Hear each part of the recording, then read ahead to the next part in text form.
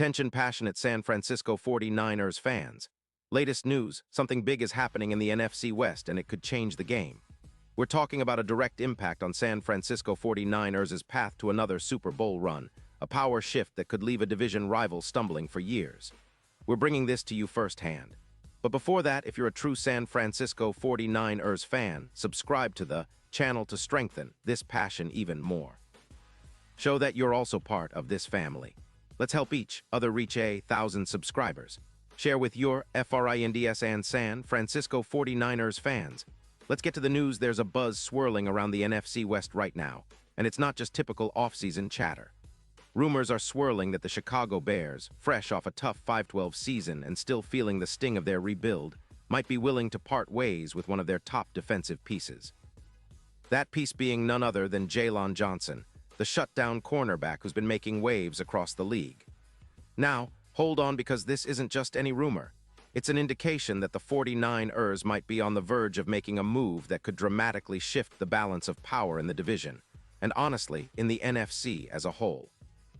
Sources close to the situation suggest that the Bears, who are sitting on a healthy cap space of about $42 million, but are clearly focused on a rebuild that extends into the post-2025 season, are exploring the possibility of trading Johnson. The deal?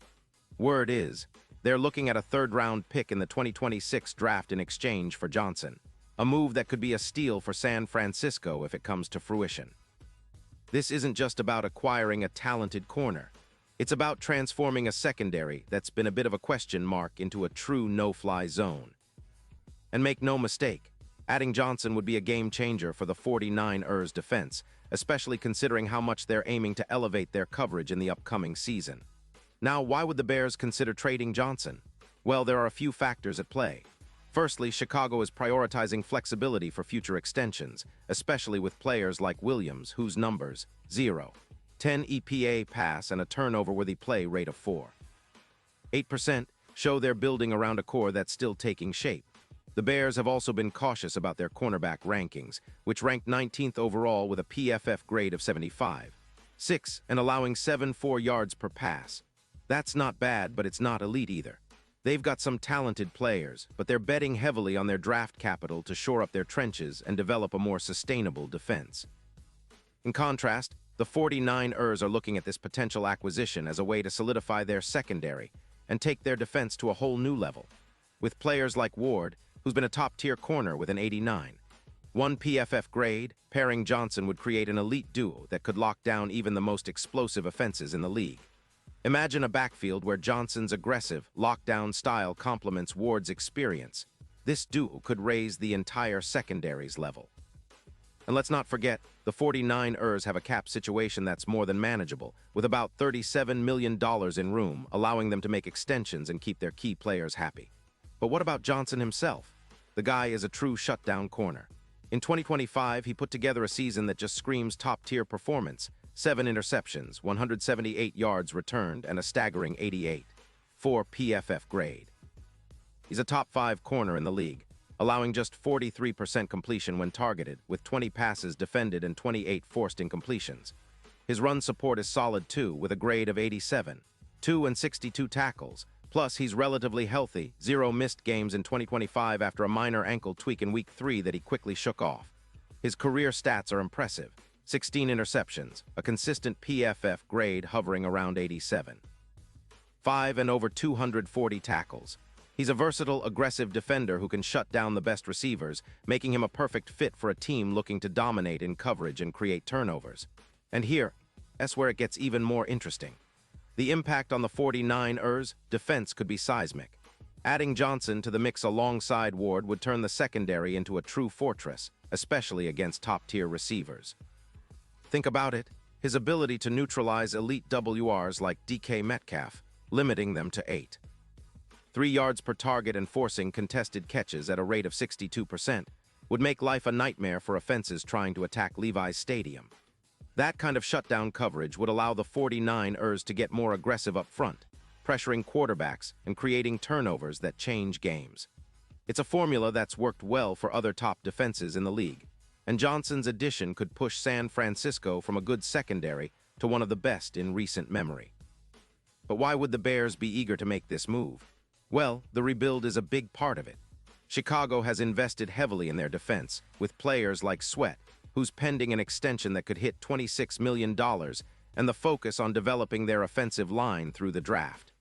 They're counting on their draft picks to build a formidable front and develop their young core, especially on the trenches.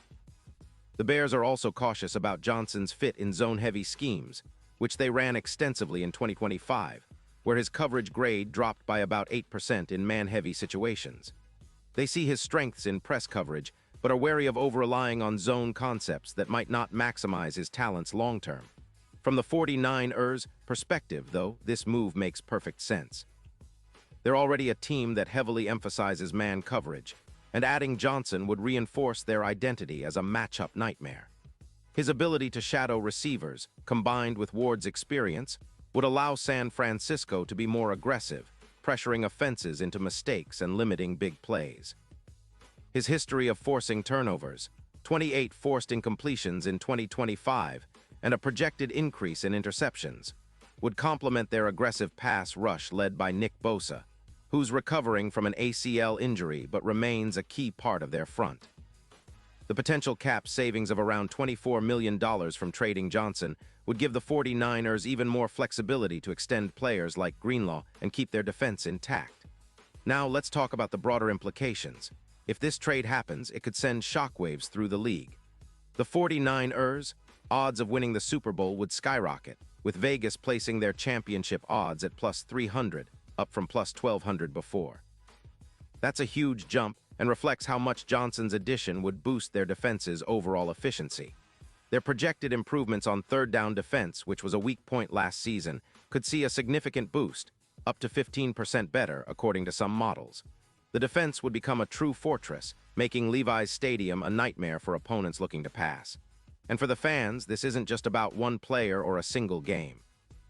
It's about building a legacy, a defense that's not just good but unstoppable, a no-fly zone that makes it nearly impossible for teams to get anything going through the air.